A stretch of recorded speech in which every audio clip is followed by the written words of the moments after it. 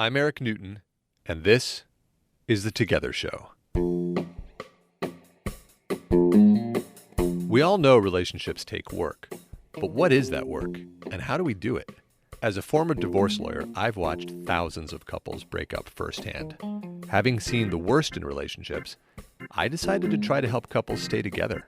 So on this show, we talk to real couples and find out what love really looks like. We had an argument and we said, okay, well, we want to, how do we not do that again? Well, how do we score it? So we actually created scoring our arguments, literally on a scale of 1 to 10. So when you're done with an argument, you go, oh, that was an 8.7. We could do a little better next time. Let's shoot for 9.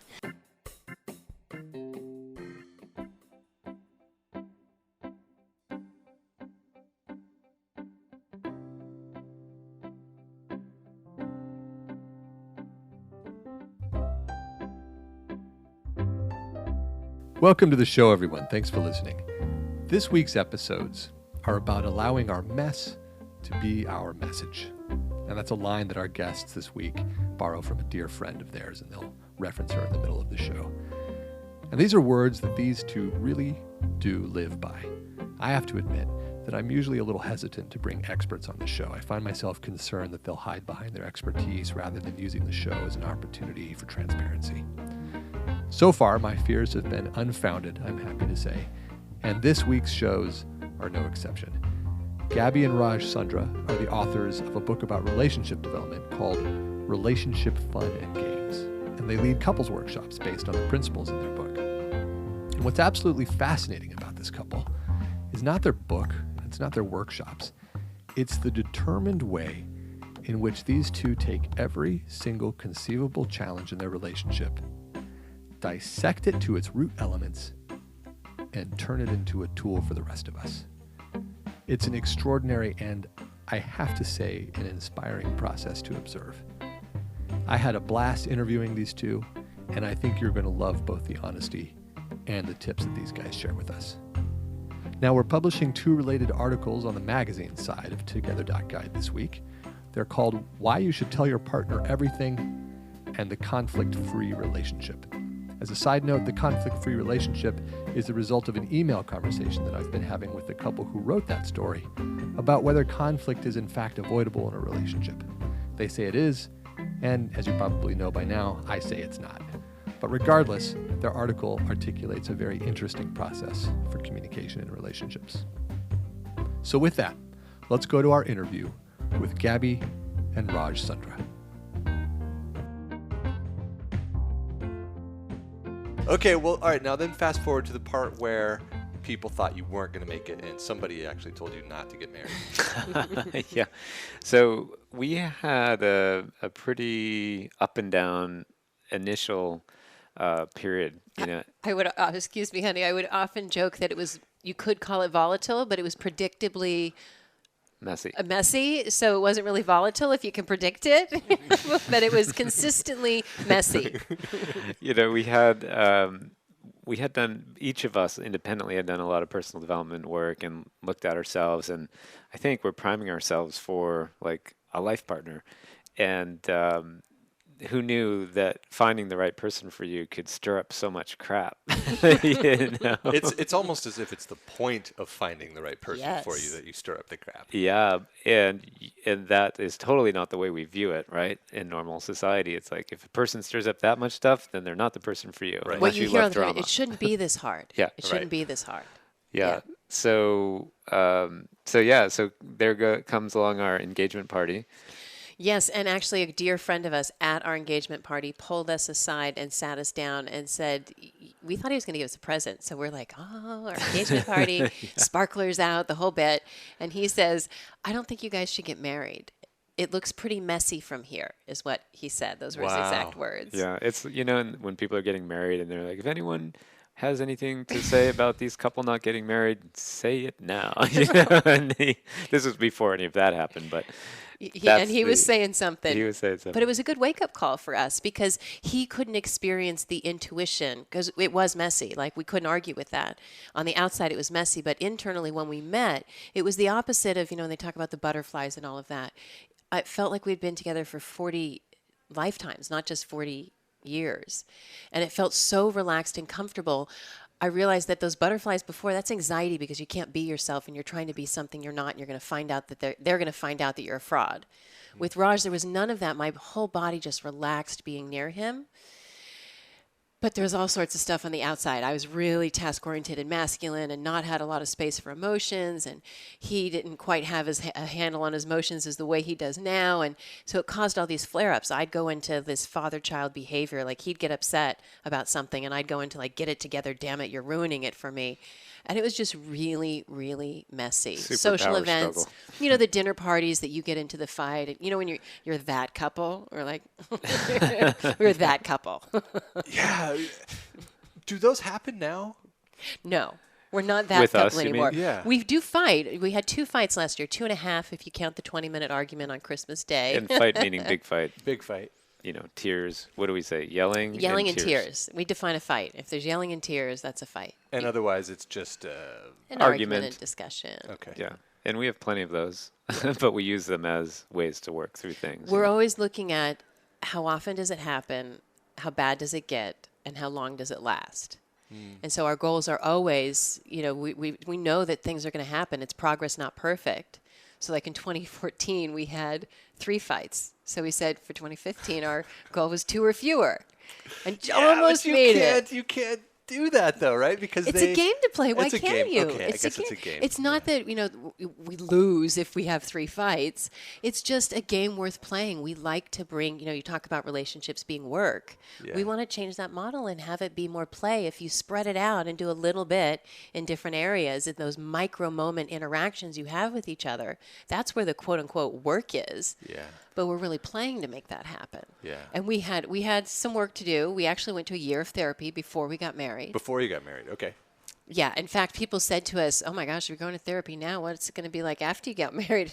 And our attitude was, "You guys got it all wrong. We want to we want to front load this. We want to hammer out some of these issues first." Such a great perspective. I couldn't agree more with that perspective. Yeah, and I think so much of it just stems from the societal norm around how relationships should be. If you're with the right person, it should be seamless. Yeah. Just easy. Yeah. And so much of the depth of relating is from the things that it stirs up and the things that you get to heal through the relationship. But we never hid that. I mean, literally 2 hours. If we go back to that first blind date, he picked me up at the airport, and we had a few hours before the Cirque du Soleil event started. And that year-long course, personal development course he was in with my roommate, I had done the same course. And when in the course, you end up with this book, your autobiography, where you have a picture for every year of your life, a list of all the significant events, and a list of what are all the conversations that you say now as an adult. You end up writing those down. People hear you say them, they write them down, and you have to put them in the page where you started saying them. So it's basically all your crap that on a first date you're normally trying to hide. Yeah. Here I am. Boom, in the You book. gave each other your books? I didn't have mine with me, but we went to his house, so he showed me his autobiography 2 genius. hours after we met. So it was the opposite of the looking good and the, tell me about yourself. It's like, oh, yes, at age 7, this is when I started hunching over because this thing happened at that Christmas party. And this gave you such a foundation for relatedness. I mean, that must have created a lot of ease, a lot of comfort, a deep comfort level, which I'm guessing is also probably why the fight started earlier. We had acceptance from the get-go of being ourselves. I should say we had self-expression. We had to work a little bit on the acceptance part, and not just acceptance, but embracing our differences. I often like to say the problem isn't the problem. The problem is you think the problem is the problem. The problem is actually the path. And so when something comes up, we're not trying to resist it and go, oh, I don't have time to deal with this. We have a term for this, that when you're in one of those moments that are not great at all, it's, barely so, but it could so easily get so much worse. Yes. And so we now have a code word, because usually in a relationship, one person is the engulfed and one person is the abandoned. And I'm the abandoned and he's the engulfed. So if things get really tense, he might say, I need a minute. And where I'm like, we have to solve this right now. If you really love me, you'd solve it right now. And so it's in those moments that we learned this cue that he can say to me, this is a so-so moment. And I know. And so I'll say, okay, how long do you need? And I was actually online researching the other day heart-shaped timers, like kitchen timers that are shaped like a heart. So I'm like, okay, I'll set the timer. You tell me how long you need. Yeah. So good. That's the dynamic. That's the dynamic. It's not hard to unhook. That's why we wanted something to play with. Humor is so healing because, we had those fights. The last time we had a fight like that was about a year and a half ago. And, I was leaving for a road trip, and I really wanted him to come with me on the trip. And he was busy working, and he wanted to be on a call, and I thought he should get off the call to say goodbye to me. And we just, over something, over saying goodbye, we ended up in a screaming match for an hour. And when I finally left and got in the car, I was like, that was terrible. What are we going to do so that Should doesn't go out happen and next come time? back and go and Yes. partially leave and I'm come really back. leaving now. I forgot something. And so we created it for that. How do you unhook in that moment? You realize it could get so much worse, so much easily. So If you can realize that. yes, well, it takes a muscle like anything else. If you've never hit a baseball before and you go swing a bat, you're likely going to miss. Yeah. But it's all about practice, practice, practice. We don't Yeah. expect to be perfect, just making progress. Well, okay, so that's the tool, but I want to know from Raj not that you're the perpetrator in these moments, but I happen to be looking at you when I asked the question. Sure. When that happens and you just keep talking, what is that driver? Well, it's the unhealed thing wanting to be healed, You're like, I got to it's either complete shutdown. I mean, not everyone keeps talking, right? And sometimes I'll talk, sometimes I don't talk. And then there's what do you say when you do choose to speak. I'm getting some really great coaching, oddly, from Gabby's father, because he has been studying transformation for 40 years or so. And he gave me the best coaching the other day that don't expect your partner to be with your upset, 4 or 5-year-old, meaning when you're acting 4 or 5, when you're like pushing it at them. Like if you're actually being vulnerable and sharing authentically and vulnerably, then they'll probably be right there. But if you're acting like a, upset 5-year-old and you're throwing a temper tantrum and expecting the person to be with you, like, that's not going to happen. That is so true. And Right. that is such the secret when you're in the midst of one of those temper tantrums Yeah. that happens internally, the 5-year-old temper tantrum. Yeah. If you could just be vulnerable about it, And there's yeah. an opening for your partner to come in and help And you. mostly we're not being vulnerable because that's what's bringing up the thing in the first place, all the fear around the vulnerability of the thing. Yeah, that's such a good point. Yeah, so like for example, one of the things that would bring stuff up for me a lot was, hey, we're going to a party and there's going to be 20 people there, and hey, they're going to stay at our house actually tonight. Is that okay with you? That's such a Gaby thing to say. Right? The door's always unlocked. Come anytime. That would be. All my stuff would come up because I was more of an introvert, and compared to Gabby, anyone's really an introvert. But I didn't have a I belong thing in school. I had I'm going to be better than everyone and sort of be separate and watch from out here. And so there was a ton for me to actually get in terms of healing my wound around being social by being with Gaby. And once I started gaining the ability, like her dad has coached me now, to be able to contain my energy around the upset so I'm not leaking it on her, but rather dealing with that part, and what I'm opening up to is around the vulnerability around it. It makes a world of difference, and I've used that like every day through some pretty, we're starting businesses, we're moving, we're doing all these things that are triggering all the time, and I've found that we've had like hardly any upset when I can contain and hold my energy and release it in a conscious way, like either through exercise or there's all these let go practices you can do where you're dealing responsibly with all that energy that gets stirred up and not like pushing it on your partner. This is really good. Let's break it down so that people can see what the steps would be. Sure. Okay, so Gaby says something, whatever, doesn't matter, and for whatever reason, you get triggered and you are flash to angry. You go from normal, just doing your work, to flash to instant angry. Which is how it happens normally, right? Yeah, just flat. It just you never Totally know why. hijacks, right? Boom. Okay, what do you do immediately? The anger flashes. What I've learned to do is, and I'll put this in relationship also to one of our tools, which is called Stop, Shift, Start. Okay. Which applies more so when you're in the thick of the argument. I'll bring it up again in a moment. Like it's we break our content into before, like as it starts, during, and after. Okay, smart. Because different tools apply at different phases of that, and then we have fights clean and sex dirty. So before a fight starts, what do you do? As it's starting, what do you do? During it, what do you do? Yeah. And so, because most relationship stuff out there is just what do you do in the middle of a fight? Yeah, You know, right. so we really wanted to get clear. There's work to be done, play to be done beforehand when you're calm that can really help in those later times when you're not calm. Okay, all right, that Right. makes sense. okay, so what you're pointing to is something that would throw you right into as it starts or during, Yes. right? It's like that initial like fire reaction of like, Yeah.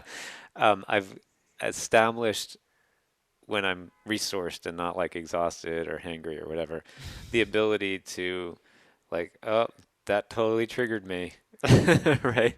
And the words want to come out, the total reactive words, venom, whatever, wants to come out of your mouth. And I've learned to like not say that.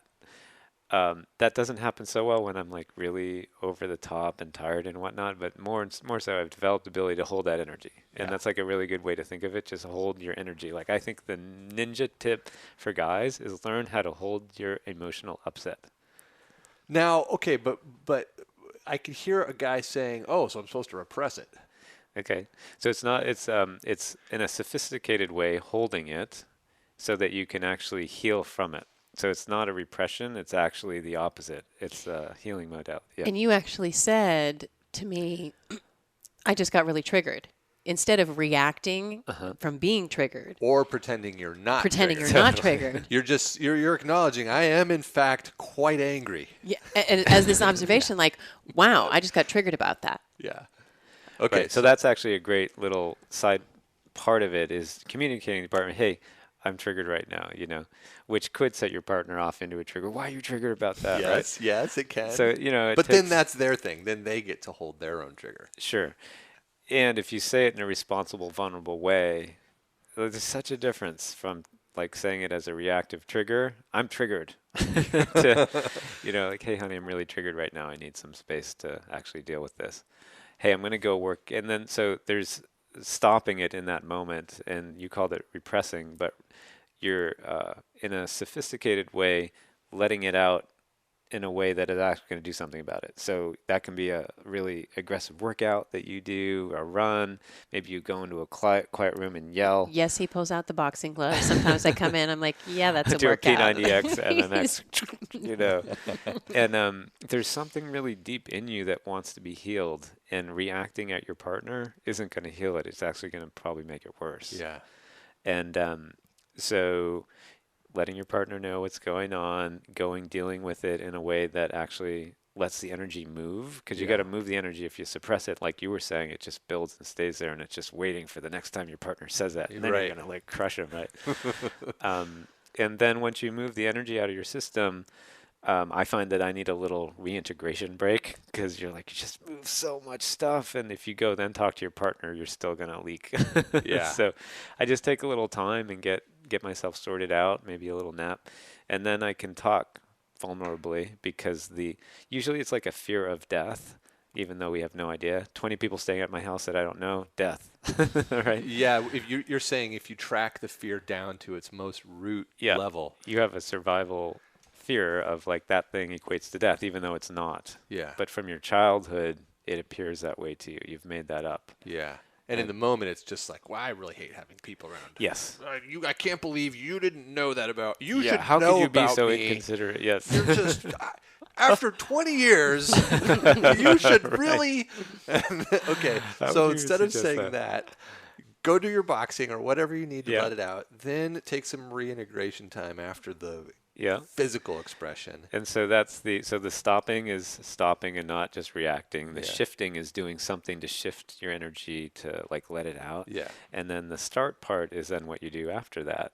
And one of the really great things of a start is you can create, okay, well, who do I want to be around this?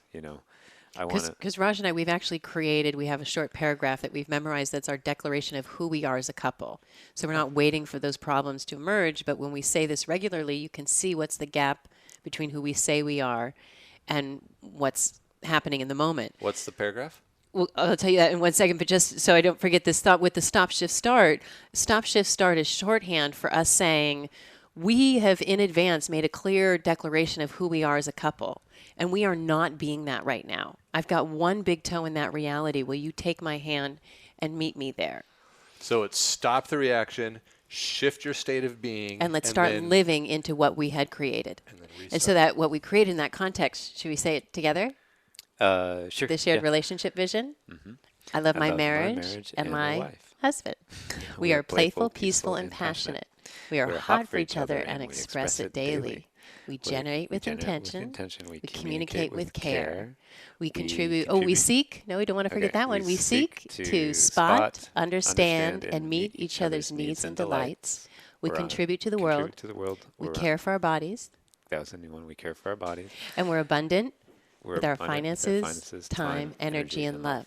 So we say that most every morning at breakfast. So if we haven't had sex in a week and we were saying, oh, we're hot for each other and express it daily, after we finish saying that, we're like, oh, there's a little bit of a gap there. We should maybe pay attention to that. So you're not waiting until things get difficult, but we've created a context for who do we say we are as a couple. And that has made a huge difference because then you notice when you're not being that. And you have sort of a lifeline to what it is that you want to consciously create in your life instead of defaulting to all of your reactions from your past wounding. And you create that together, so there's an alignment there. It's not like I want this for my relationship, but together you've said this is what we say we want to be. It's like a mission statement. Yeah. Exactly. So you have your mission statement, and then in the midst of an upset of some kind, you can just use the shorthand. Stop, shift, start. Re-access it. Yes. It's a freaking amazing lifeline. Like on Christmas morning, we had a call with my mom. We hadn't seen my parents in a couple of Christmases, just a variety of logistical reasons. And we're talking, and I'm like, great, I get to talk with my mom. And Gaby is such a great conversationalist, and I have a really hard time interrupting people. And we even designed these little signals of how to, because it's one of our recurring arguments is I can't get a word in edgewise. We name our arguments, by the way, so that we know that we're not in the heat of it in the moment. This isn't real. We know this is a pattern we're acting out from something before. We've been here before. So one is, I can't get a word in edgewise. Right. And we had this argument maybe a couple of weeks earlier, and we came up with a tool. This is how we generate our work, our tools and stuff is like we have an issue, we figure out a way to move it forward. Make a tool. So this is... it was radio, so you got to tell me you're taking your hands from wide apart, your thumb and finger, and bringing it together. That means you're talking too loud. That's volume. Here, Gabby's like right next to me. She's talking so loud. Turn the volume down. Or if he takes it from left to right and brings it together, that means you're talking too much and to talk less. And then vice versa for me. Because I think he doesn't talk loud enough, so I'll go from my fingers together and spread them apart up and down to mean to talk louder, or from bringing my fingers together and spreading them apart left to right to say something. So these are messages you give to one another in the midst of a conversation. Yeah, well, we could be at a dinner party. Let's say you're at a table, because this used to be an issue for us. We'd leave the dinner party and be like, I couldn't say anything. And then I'm like, you can say whatever you want, whenever you want. And it's a downward spiral. Yeah. So now, because we care about each other's experience, we're not trying to control each other, but we do want to be feeling into each other. In fact, we have one wedding vow that's, I promise to care about your experience and happiness, even when it conflicts with my own. So we want to make sure we both have a good time. We both get to talk. So we now can, under the table, use these hand signals. Oh, that's what I was going to ask. You do it under the table?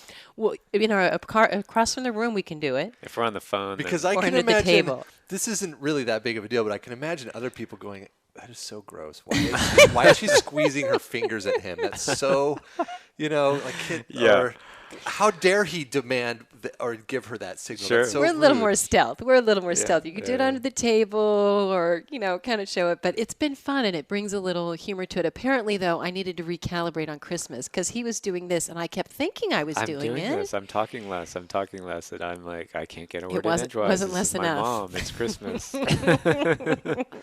And so pretty damn quickly, we were in the during part of fighting.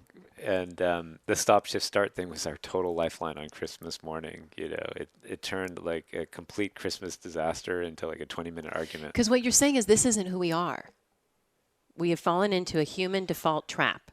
And it's understandable and it's human, but this isn't who we're creating ourselves to be. And we're living a transformed life. So here's where the rubber meets the road. Are we going to be our default, or are we going to go by what we've designed to pull us out of it? And nobody wants to feel bad. Or make their partner feel bad. Yeah. It's total old brain hijacking, and then we're like, I don't want to feel this way, and then we get upset that we're feeling that way, and then it spirals. Yeah. But on the other hand, as a guest on a previous show that we've already aired said, just feeling good is lazy.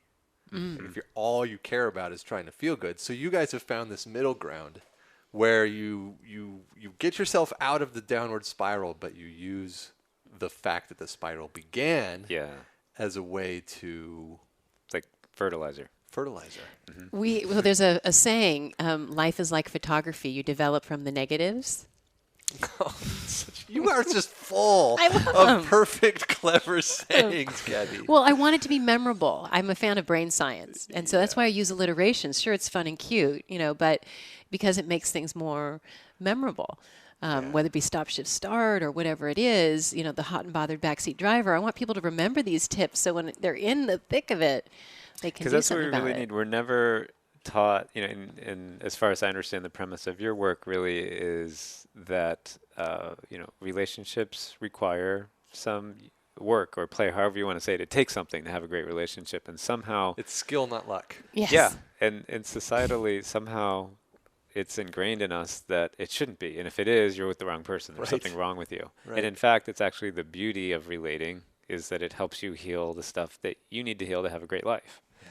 Yeah. And by having very specific tools that target the different things that come up, it gives you like on the court access to transforming these things instead of, suppressing it or just moving on, sweeping it under the carpet. Sweeping under the rug. I often say move forward, not move on. So everyone just wants to just get past it and move on. But you want to actually really move forward, especially because of the painful days that we had in the past. But now this, intention to be looking forward and creating the future just makes such a difference in the moment to get out of that argument. If you have that commitment, it's just not okay. Like we often will ask each other, what does winning mean? Getting my way is not winning.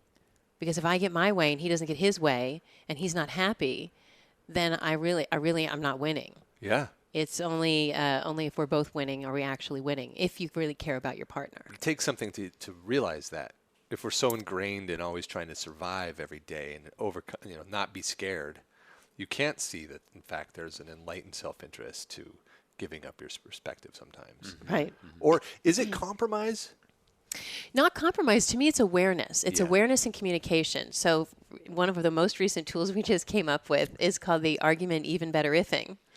And we like to take EBIs. We like to take business practices. Even better ifing is good. Right? I get this. We have one with sex, too, called the romp recap, which is really fun. The what? The romp recap. The romp recap. Yeah, but first the argument EBI. But we had an argument, and we said, okay, well, we want to, how do we not do that again?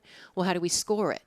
So we actually created scoring our arguments literally on a scale of 1 to 10. So when you're done with an argument, you go, oh, that was an 8.7. We could do a little better next time. Let's shoot for 9. So we ask those 3 questions I mentioned before. How often does it happen? So I might say, when was the last time this happened? On a scale, a 0 would be 5 minutes ago. We have this fight constantly. A 10 is this is brand new. We've never gone into this territory before. And you want a 10, right? That's what you're aiming for. New territory, that's a good place to be. Having the same fight again and again, not so great. The second one is how bad does it get? And that's different for every couple. What are your lines in the sand? Like, we don't do any name calling. We have some pretty clear lines in the sand of what's just not okay with each other. And you'd score that on a scale of 1 to 10. 10 being, we were great, and 0 being... Broke all the rules. We broke all the rules. The third then is how long does it last? Did you have a long fight? After the fight, did it take you a long time to get over it? And you score that. Then we ask ourselves, did we use our tools? So it was, a 0 would be tools, what tools? A 5 would be, well, we thought of that tool, we tried it, but it didn't work. And a 10 is like, oh yeah, we used this tool, this tool, this tool, and we rocked it and it pulled us out of it. Right. And then finally is, did we learn any lessons? Yes, we created this new thing and we named this argument and we're moving forward. Or no, we just are getting past it as quickly as possible. We're not learning any lessons. And then you take the total score of those, and that is your score for your argument. And we're always trying to even better if our arguments for the next You time. guys, all right. Now, before you talk about the romp recap, which is really cool, I got to challenge you on this. So it's beautiful, first of all, how every challenge that you face, you've gone and turned into a tool. Now, that's just cool. Uh-huh. Hey, that rhymed. Maybe we can turn that into But it really is proactive and lovely, and it obviously moves you forward to take your challenges and turn them into skills and tools. That said, they're so elaborate. And I can imagine somebody listening to this going, it sounds good, but I can't remember the 5 categories and the 6 levels and the 10 points and then the average number, and you got to have a spreadsheet to just remember your fights. No. It's interesting because can I interject Yeah, here? please. There's a lot of shorthand and shortcuts. There's the full blown on things, and then there's the little bits and pieces. Yeah. And the shorthand of an argument EBI. Plus, like once you do it a few times, then it's just second nature. Because it's after an argument when you've cooled down and you're like, okay, so what are we going to learn from that, right? Instead of sweeping it under the rug, repressing it or whatever, use arguments for your growth and development. And it becomes easy once you do it a couple of times. But shorthand, it's kind of like, for one thing, you're just getting into conversation about it from a conscious place after it happened. The only question you asked was, how could we do better next time? How could That's we do fine better too. next time? Yeah. That's fine too. After every argument. Yeah, You can ask yourself that question. I personally like to identify one thing that I'm going to do differently next time. Like even you said, vulnerably being able to communicate to my partner, I'm upset right now. Like just saying that you plant that seed for the next time that argument happens is going to make that next argument go a completely different direction. Yeah. So Or at least it has more of a chance of that happening. And then if you don't do that, it's not always guaranteed, of course. But a lot of them, that might be a more elaborate one. But, some of them, like, for example, fighting in the car. Very common. Couples, this can drive them crazy. And we've been there before. You drive up to someone's house for a dinner party, and you can't go inside because you're still fighting in the car over nothing, right? Well, one day, Raj and I, we were driving in the car, and he's a visionary, and he's kind of thinking of the future, and he's driving in the left-hand lane, and I tell him our exit's coming up, and I look back down. He's like, okay. And he doesn't move out of the lane. He just goes back to his visioning, for the future. And so I look up as we're about to miss our exit, and I totally snap at him, just complete nastiness. You're about to miss the exit again, really nasty. And he looked at me, and he just tilted his head. He said, can I get a do-over? And I thought in that moment, okay, I was just nasty to him. If he could pause and be nice back to me, asking for me to step up, I was like, okay, I can do that. And I thought, I'm really bothered right now. I'm going to be hot and bothered instead. And so instead of saying, you missed the exit, I said, oh, Raj, I want this exit, Raj. Take this exit. Yes. This next one, this. Yes. And we totally started laughing. So good. And so that's something when someone hears that once, that's not a complicated one. Like it's bothered to hot and bothered. Yeah. And if you just, when you're pissed off, shift to being turned on, literally you used to get a rise out of someone and, it gets more intense. This is a different rise that I got out of him, but he was turned on. Yeah. Very different experience, because where I'm looking is not just how do you unplug for those quote unquote negatives, but how do you take that very interaction that could pull you apart and have it actually build the intimacy. I don't want it to be order. It's come together, but it's totally so doable. Okay, now let me ask you another question to challenge you. Please. I interviewed a famous therapist couple recently, and one of the points that they made is that you cannot have clean fights. They said every couple comes into their office, particularly the conflict avoiders, and says, how can we have clean fights? How can we keep our fights from getting messy? And they have to teach those couples, particularly the conflict avoiders, don't even try. You can't. You've got to just have your fights. You've got to let them out. And then and maybe, I don't know, they teach cleanup methods afterwards. But you guys seem to think fights can be clean. Really? Can they really? Because, I mean, I know you have nasty blow-up fights still. The main principle here is getting better at fighting. And I think that when there's a particularly raw, unhealed wound that is the source of your upset, that yes, it can get messy. It's how quickly you can notice that it's getting messy and then have it be productive instead of destructive. And if you need to challenge, and I think a lot of the let the fight happen is that you need to let the energy out. And do you do that responsibly with your partner, or do you do it destructively with your partner? That's what I talked about. Find ways to let your energy out in a way that makes a difference rather than ruining your relationship in the process. But it'll be different at different times because we are human, and so sometimes I'm totally resourced and I can handle whatever stress Raj has going on. And other times, like right now, as Raj mentioned, we're in the middle of moving, we've stopped here on our road trip with our U-Haul, that can usually be a stressful time, so things can happen. It's not that we're never going to fight, but we have created a context and a promise that we're together for our growth and development. And when we have a fight, it's not an accident. There's something there that's possible that's going to help us individually as a couple and who we can be and represent in the world.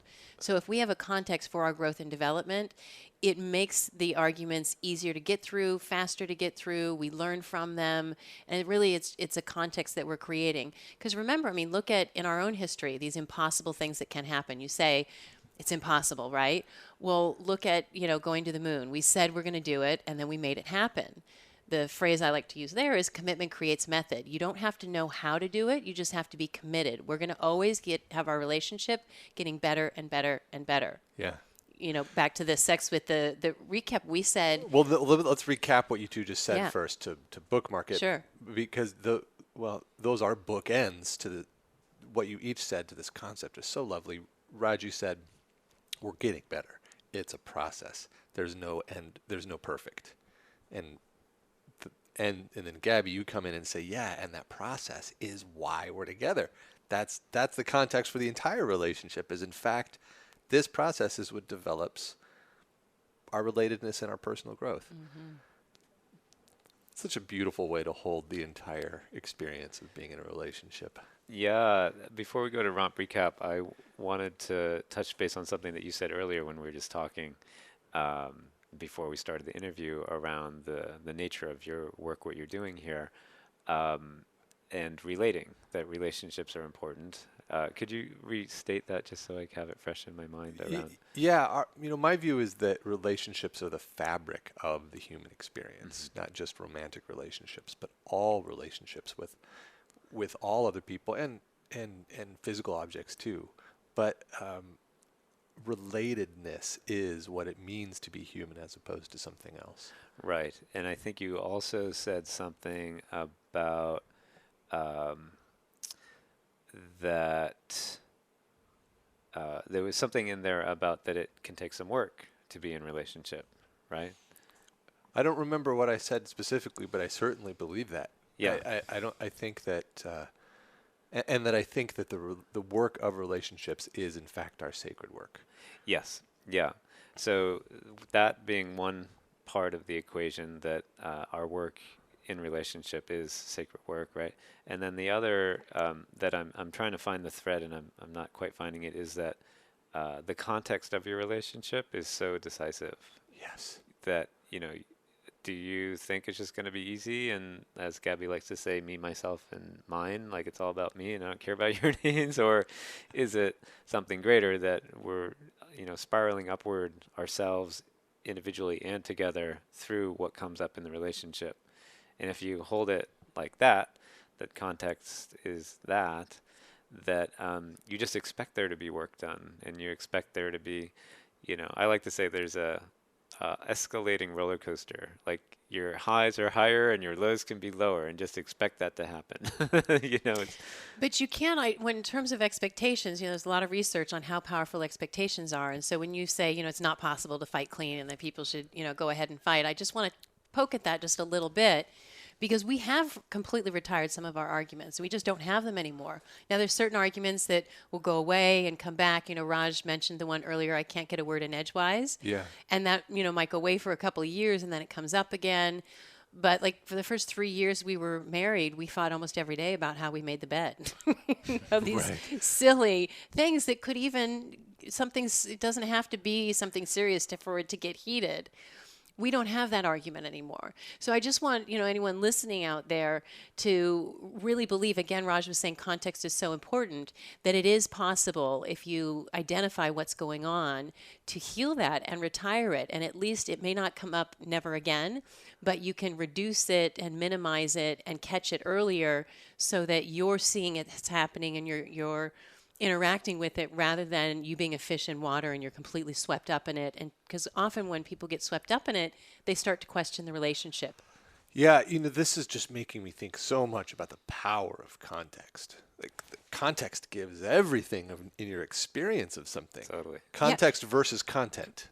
Before we got married and we'd have a fight, both of us would say to ourselves, I don't need this shit.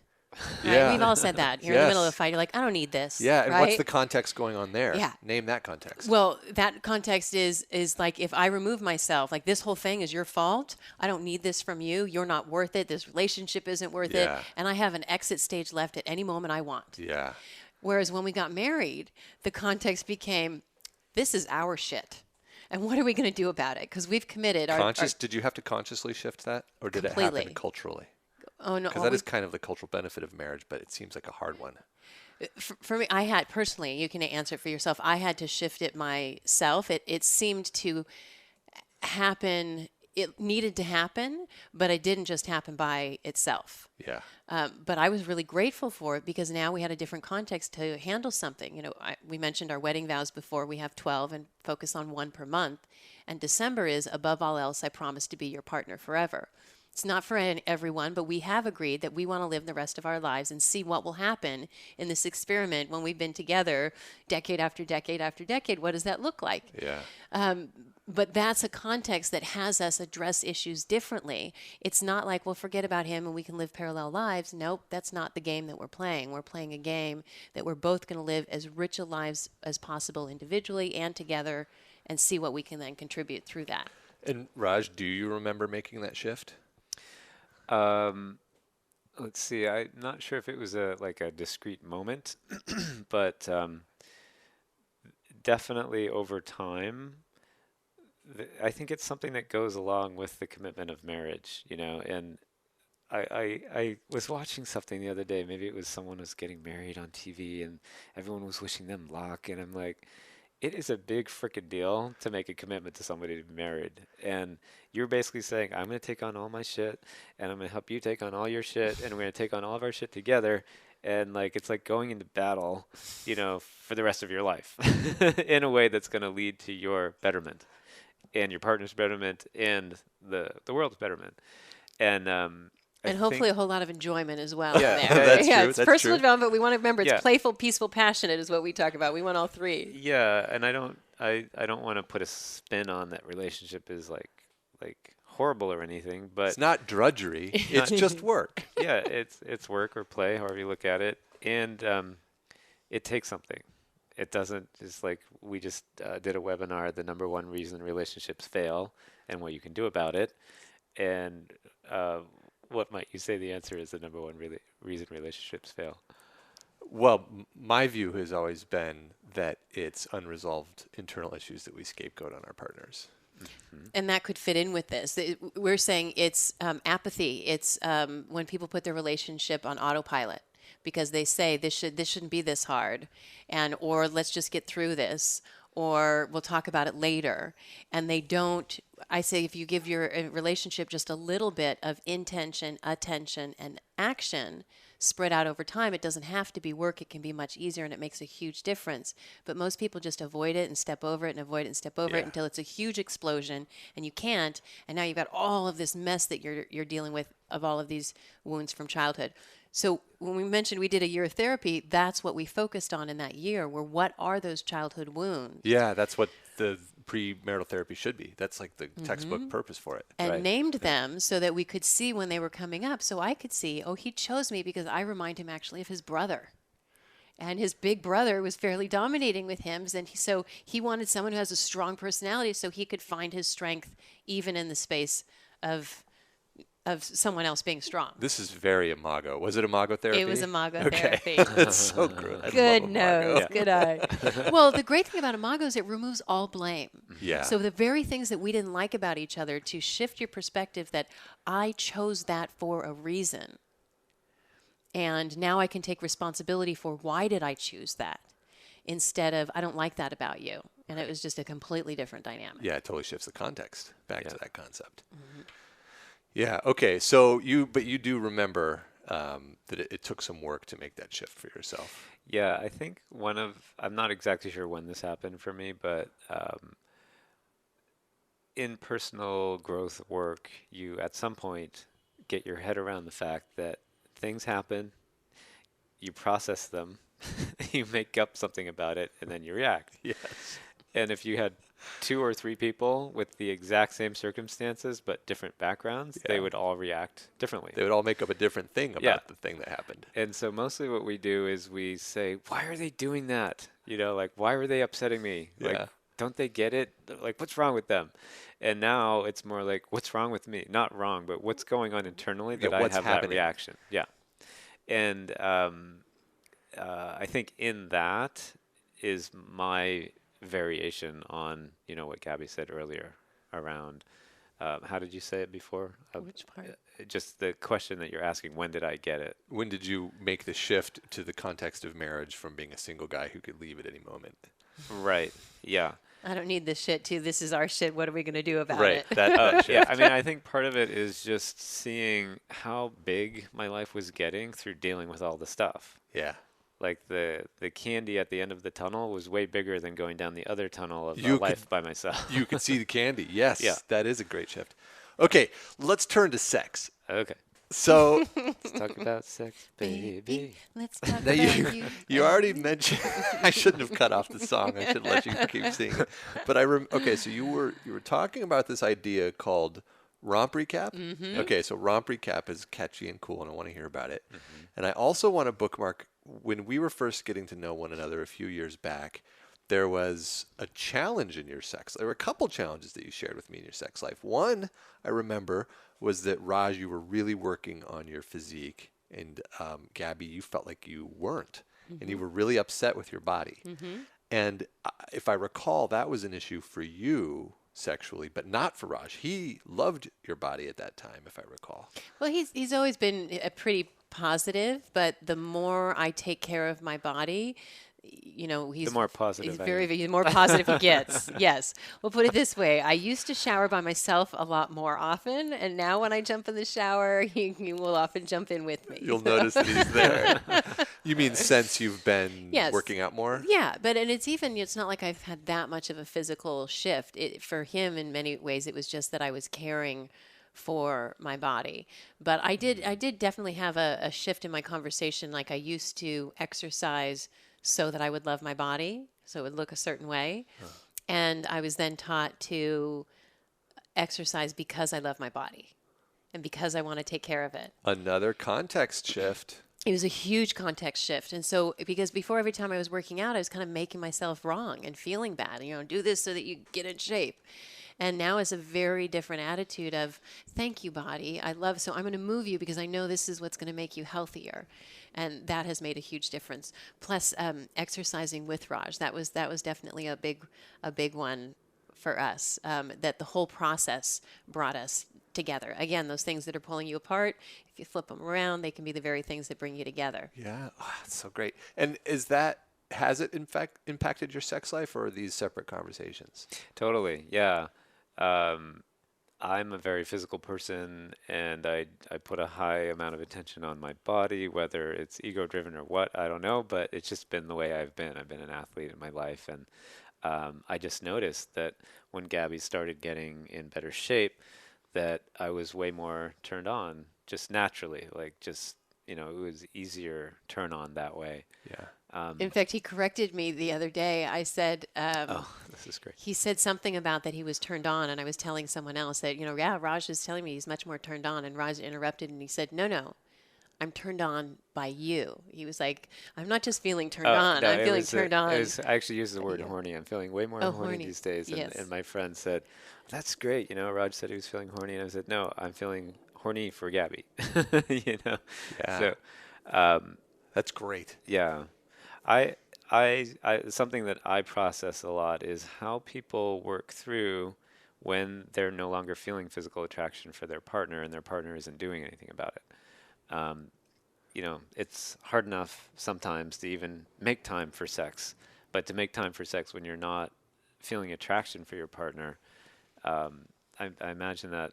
I mean, I've experienced periods of that, but Gabby's so beautiful. Like, I've always been at some level attracted. Now it's just easier. Yeah. Well, you were just saying you've been processing that a lot. Has something come of that? I think one of the thoughts that I've had is there are different levels of sexual attraction. One's physical, one's, spiritual. There are many things that can have you be attracted to your partner sexually. And I think at different periods in our life, we leverage different ones, and maybe we're drawn to different ones more than others. Which actually is an interesting segue to the romp recap because of the 3 different areas that we literally score our sex life again. Well, that's it for part 1 of our episode with Gaby and Raj, folks. Be sure to tune in Thursday, in which Gaby and Raj shared their romp recap technique for scoring and improving their sex lives.